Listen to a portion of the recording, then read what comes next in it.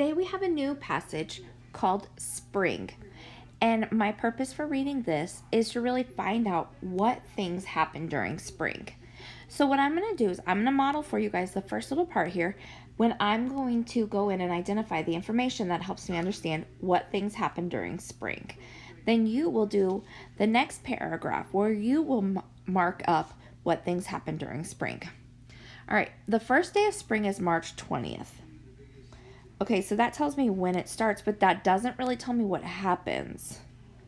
On this day, the length of day and night are equal. Oh, daylight and night are equal. Well, that does kind of tell me what happens during spring. So I'm not completely sure yet on that one, so I'm going to underline it.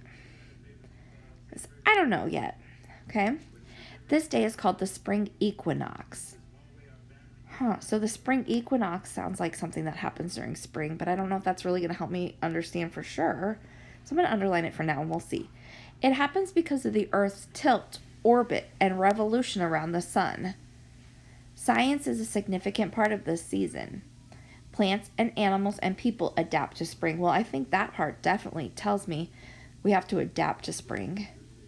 And I think this part about how the spring equinox, now that I think more about it, I think that does tell me a lot. Okay, so I went through and I only highlighted, there's only 2 things in this top paragraph that for sure told me what happens during spring. I want you guys to do the next paragraph, and you only need to do this next paragraph. I don't need you to do the whole thing. Just do this next paragraph and mark up and highlight or underline the things that happen during spring. Then you've got a couple of questions down below to answer. Let me know if you have any questions.